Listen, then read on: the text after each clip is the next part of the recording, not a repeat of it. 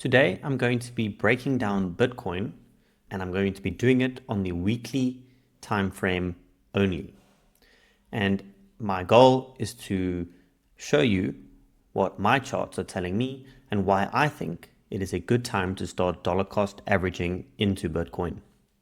Now, before I get into it, I'd just like to say that I am majority a Forex trader. I day trade and swing trade Forex. I do not necessarily trade crypto or Bitcoin. I have taken trades on Bitcoin in the past, but I am more a long-term investor in Bitcoin. And this video is going to focus on more the longer term outlook on Bitcoin rather than short-term trading opportunities. Now, while I still think it will be beneficial for traders to get another perspective on or outlook on where I think the price of Bitcoin is heading, this is through a lens of a long-term holder or investor of Bitcoin. Now, the way I trade, the way I invest, is I use raw price action. I use price levels. My trading is made up of supply and demand, market structure, liquidity, etc. And I also use this volume tool that you can see at the bottom, which is just the tick volume. Now, how I like to use this tool when it comes to investing, this is my primary tool in order to allow me to gauge market strength and background direction. So what it is basically tick volume. I released a video, the video before this on YouTube, which dives into what this volume indicator is, how it works, how you can read it. So if you're interested in the specifics, you can go watch that video. But basically, when price moves lower, I like to mark out key levels. And then as price reaches these key levels, I like to monitor the volume. And basically, the higher the volume at lower prices, so as price moves lower and we see higher volume, that to me signals that there are large orders being placed at that levels. So large institutions are interested because they transact in very, very high volume of orders. It shows that they are showing up at these lower levels. They are interested in buying at these lower levels and vice versa for selling. As price moves up, we see higher volume at new prices with rejections. That would show that sellers are showing up at these levels. So starting on the weekly chart, and the whole video will be done on the weekly chart. Bitcoin currently had this sell-off over the past couple of months, or since September 2025. We started selling off and is now sitting below 70,000 US dollars. Now, why I think this is a good time to buy is I want to show you what we are seeing right now on the charts at current time compared to what we have seen in previous cycles. So as we know, Bitcoin moves in cycles. We have bullish runs followed by sell-offs and pullbacks. Now, I think this sell-off has no real substantial reason behind it. We sold off. There's no good reason. So to me, this is a great opportunity to get in or accumulate more Bitcoin at lower prices. So if we look back to, let's say, the last run, where we had this run right here. So this one up here, followed by the pullback. So what I like to do, and I like to keep it very, very simple, is mark on the low of the move, so the low of the trend. So it could be this low up to the high point. And I like to look at when price retests the 50 fib, so anywhere below the 50 fib and the 618 fib, plus slightly over the 618. So anywhere kind of in this box is ideal for me to start assessing volume. I like to see, are we getting volume at these lower prices? Are we seeing rejections? Are the large institutions showing up at these levels? Now, let's get into this. So as we see, we had this trend, we had this bullish run, we had a pullback. What happens as soon as we hit that 50 fib?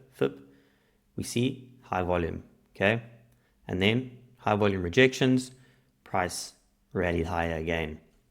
Now, we did get another pullback, but what can you see when we trade lower?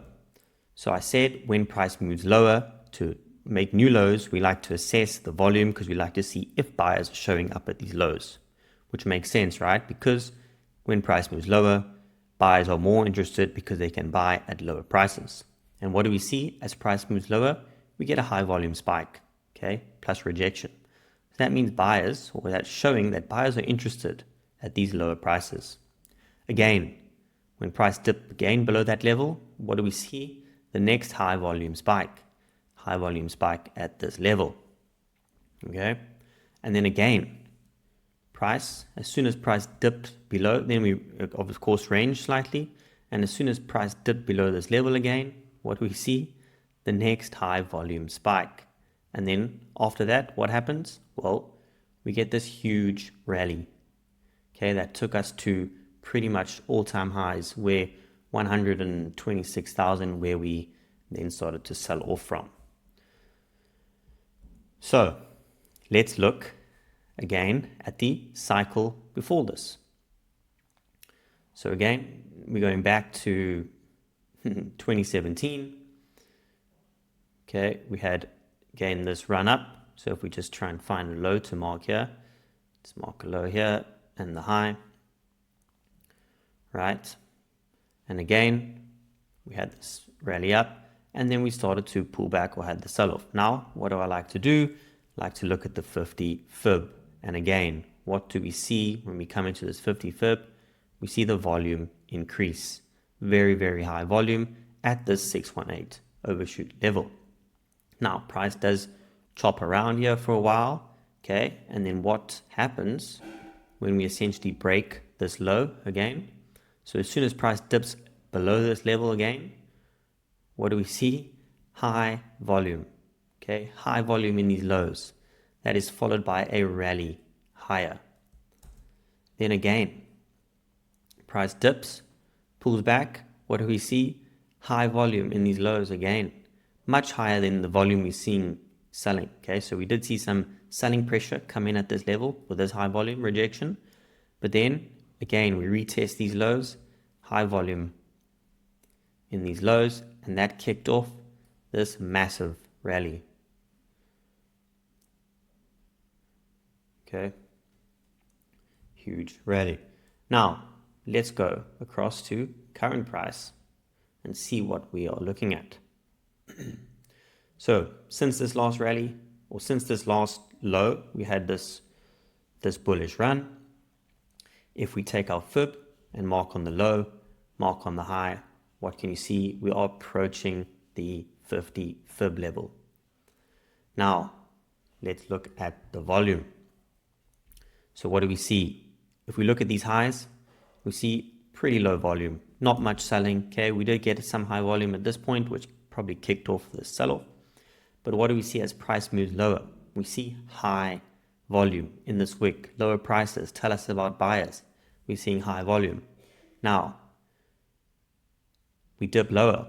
What do we see? Hit the 50 fib. We see extremely high volume. Okay, again in these lows.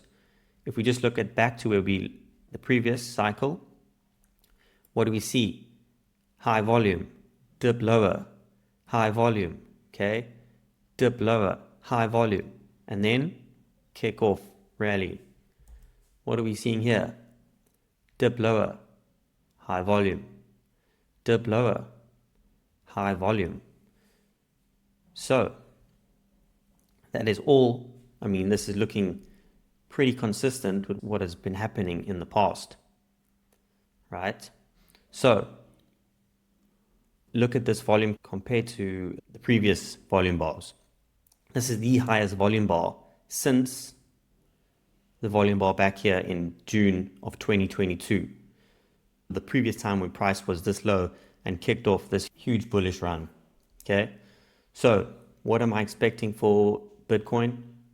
Well, anything can happen. You've seen in the past that price can trade much lower towards this 618 fib, but we are seeing the signs of accumulation starting, okay? Lower prices, large institutions are filling these orders with large amounts of volume. So to me, I think this is a great time to start dollar cost averaging into Bitcoin. Okay, we could even possibly get another push of this low. And if we do, that's fine. If we get a push of this low, I'd be expecting to see another high volume bar. And if we do, I'll be buying more. Every time we push that low and high volume, I'll be buying more Bitcoin. All indicators point up on my charts. So yeah, that is just from my view, looking at past price action, what I've learned over the years, how I've used this volume indicator, how I've managed to refine this volume indicator to assess background strength. To me, Bitcoin is going to be moving higher. This pullback was, again, like I said, had no good reason, as a lot of these pullbacks are on Bitcoin. Okay, it's just volatile, uncertainty, but I think there is a place for Bitcoin in the future. And to me, this is a great time to start getting into Bitcoin or accumulating at lower prices if you haven't already. So yeah, that's it for me. Thank you for watching, and let's see what happens.